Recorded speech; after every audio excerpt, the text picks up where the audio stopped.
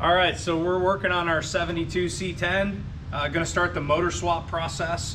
So I've already put the thing up on the lift, made sure it's safe there, drained the oil, did a little cleanup underneath the truck, have drained the coolant out of it, starting to remove the coolant lines from the engine.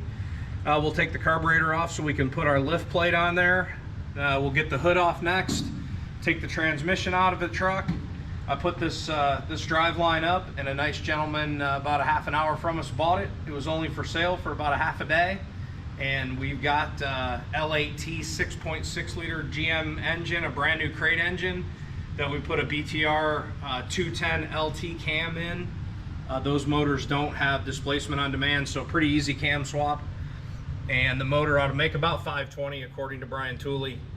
So should be a pretty good swap. So we got a T56 Magnum to go with it. New radiator. We're going to replace the radiator support, the battery. I've got front inner fender wells for it, and then as we take it apart, we'll see if there's anything else that needs to be replaced. Brakes work good. Truck drives great. At some point, we'll do the wiring on it. I've got a Holley Terminator X Max for it, and vintage air. Already got the buckets in it. We'll do a video about the interior, the Dakota Digital dash. We've swapped the column, really just made the truck drivable to start with before we take it apart, just make sure all the systems are working properly. So.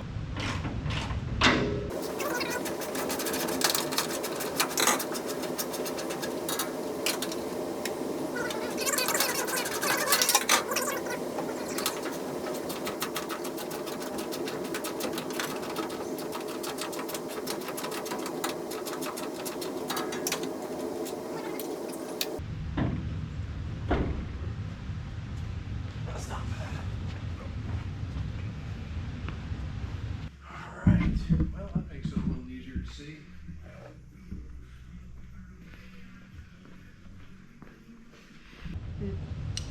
Heat stove. Take those two right there out.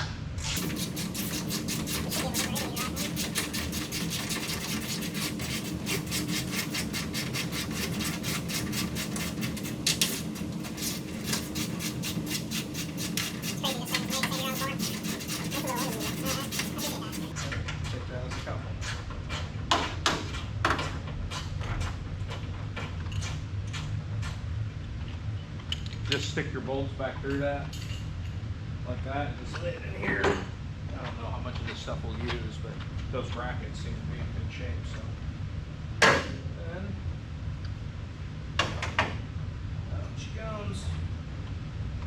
Only leaking in about 35 places.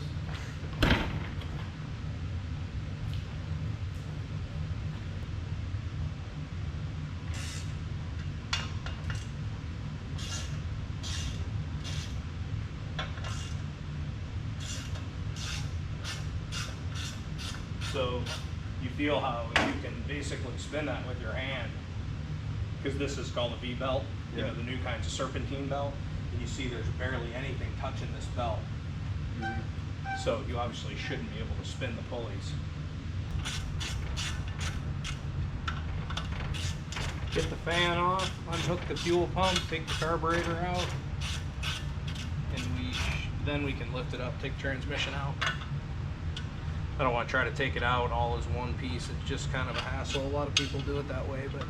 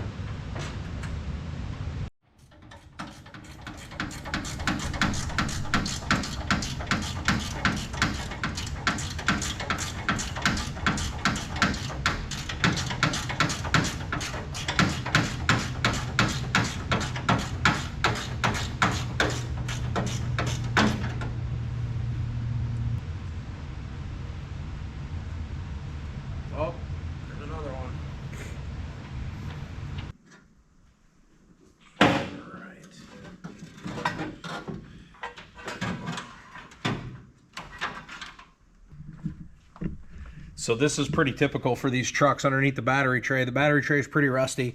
You can see the whole front inner fender well, which we have brand new ones of these for both sides, and new radiator support. So these are usually rusty. The bottom of the fender is a little bit rusty as well, but we've got a patch panel for it, so we'll get it fixed up. There's a lot of trash down in that thing. In order to get the transmission out, we've got to take the shifter off. So first we remove the knob and the nut, then take all the bezel off, throw the knob on the floor and make sure it rolls around. It's like throwing your water bottle, it landed in the right spot.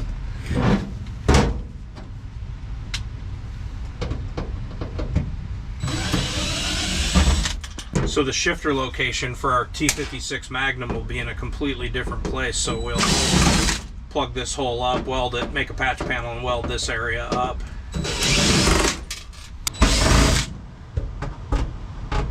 Just for the record, this was not my work originally.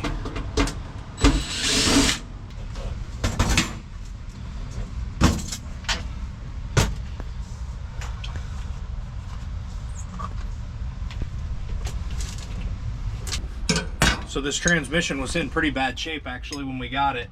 Pretty sloppy, so I took a shifter, an old shifter, and modified this piece, cut it down so you could bolt an actual shifter to it, then welded it into the shift mechanism. It was pretty sloppy, and you were really about unable to drive it the way it was when we first got it. So now it actually functions properly, and you can shift it and put it in gear. That's it. Now we'll raise it up, get the transmission out. So same routine down here. We just disconnect everything that's connected. Then we'll have to get the exhaust off.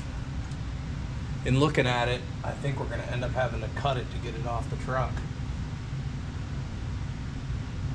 Maybe not, but I think so. I don't think it'll come over the rear axle without cutting it.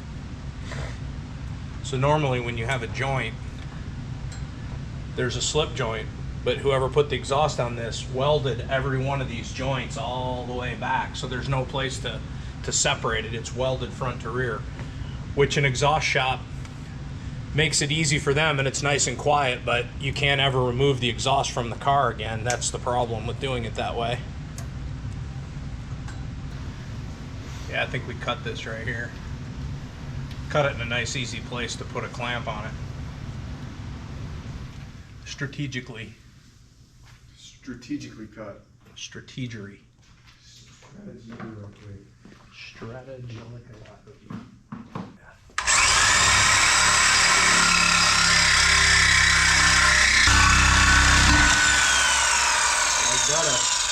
Like butter.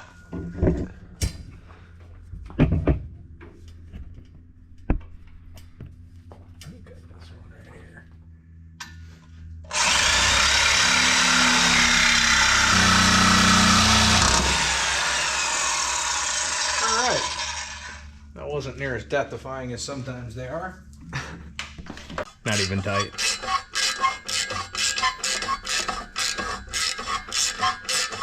Oh, watch your head. Yep. Safety third. Cameraman gets his head knocked. Film at 11. I'll live. Yeah, I'm sure. I've hit you harder than that in the past. Oh wait, did that get on camera? Just hold that up, would you? Yeah. Let's see if I can just turn this with my hand. It's loose.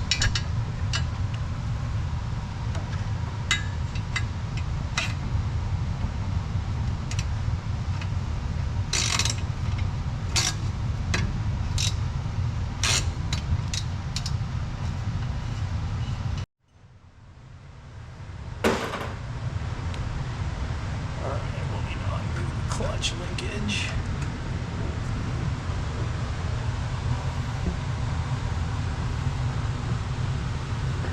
Someone very strategically notched this out to clear that Lakewood bell housing. All this stuff is very old school. Muncie 4-speed, Lakewood bell housing, the Z-bar clutch.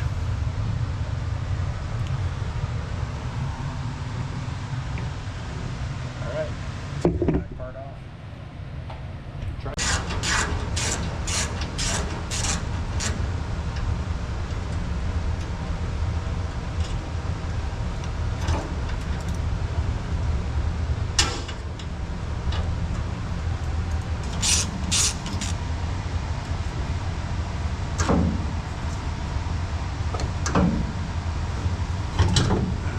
It's got one more clamp up front, then it should fall down onto the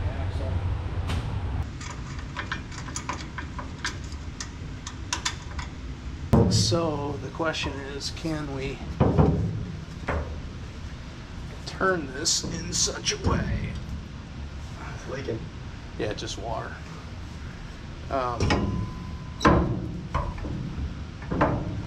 Can we turn this at all? Hang on. I don't think we're gonna be able to get it out of there. Doesn't look like it. So this, you're gonna have to hold this end of it, because obviously it'll come loose as soon as I cut it. Just try to hold it sort of still.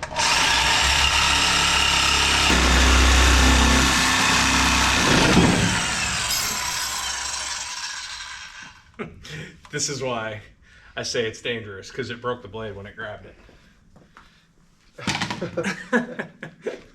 The thing is, it is the death machine. All right, well, Okay. that worked. It's off. And nobody lost a finger.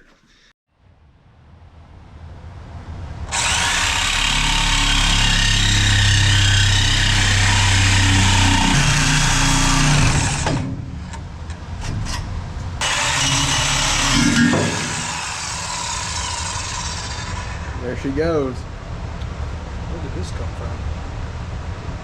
Oh, it's from the other side. I don't remember one of those being on this, taking one of those loose yet. All right.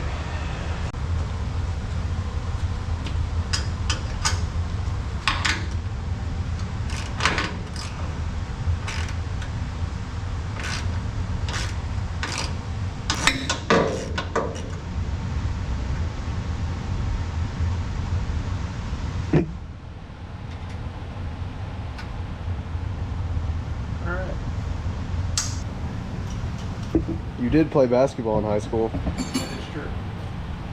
D1 offers, but a lot of D1 offers. A lot of D1 offers. If you didn't mess up your knee, you would have went pro. None of them for basketball.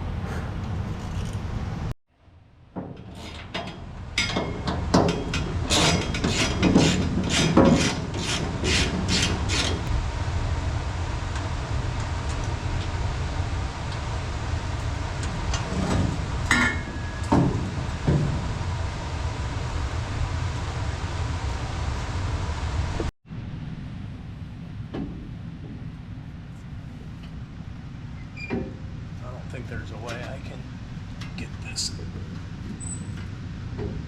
out of here. You might be able to do it from right here. You think? That nut right there? Yeah, I can see it, and I can. You might be able to turn it with a box wrench I can while I get my keep hand in pressure there. on it.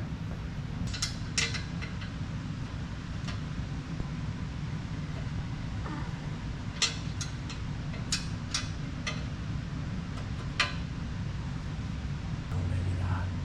That one might I be can reach easier. it. I can reach it. I can reach it fine. It's just hard to like actually get it on the thing. Oh. You're turning it a little bit. That was a good one. Mm-hmm. 78 more like that. You're in good shape. Okay. 77.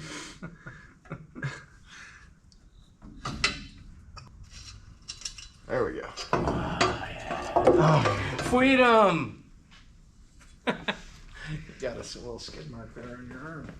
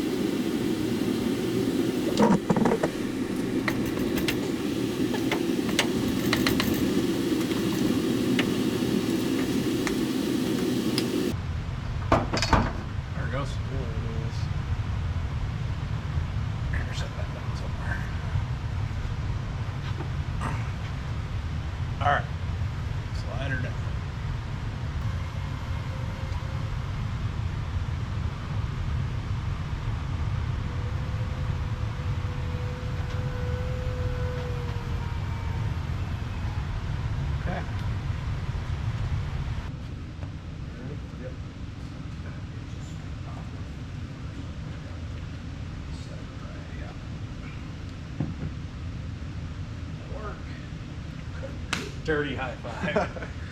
All right, so we got to get the rest of the wires off. Pull the 2 grounds off the back of the engine. Probably can just throw a chain on it. Both the motor mount bolts are out. And we should be able to lift it out of there.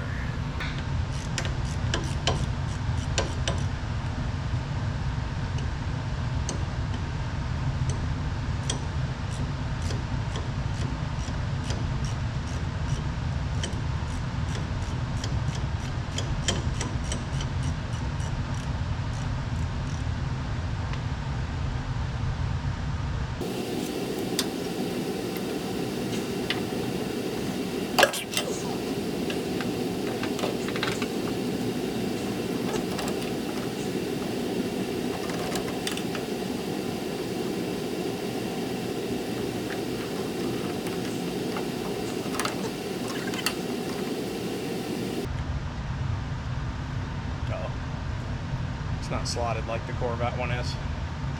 It's a bolt through it. Alternator plug off.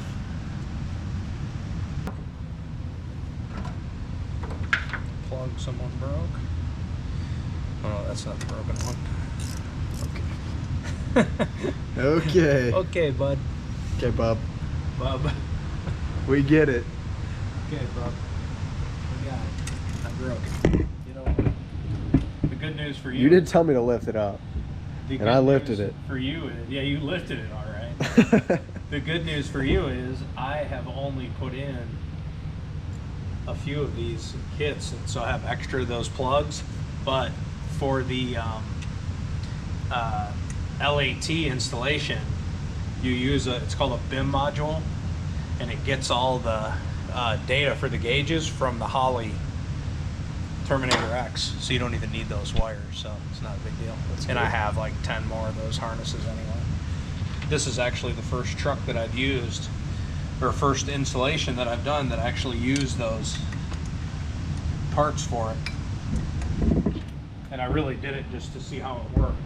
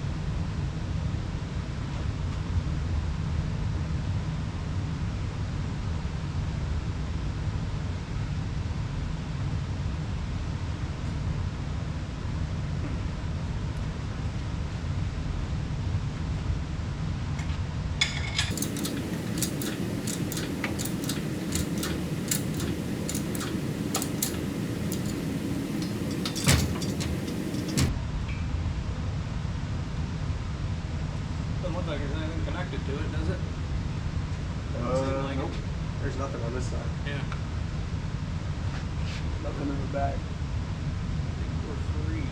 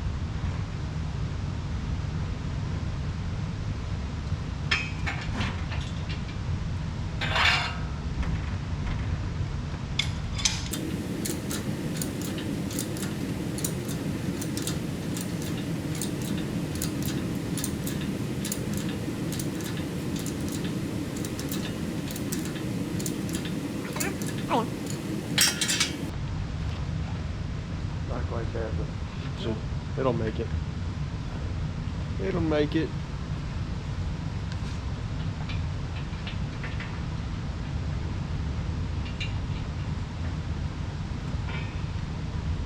All right, lower the lift back down. Hang on, we got a crowbar underneath it. You okay? Yeah.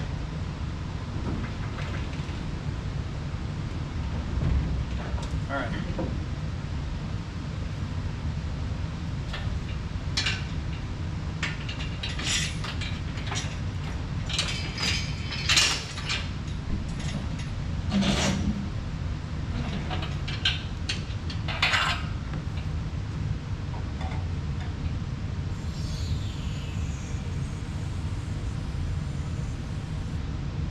All right. There she is. The old tree fitty.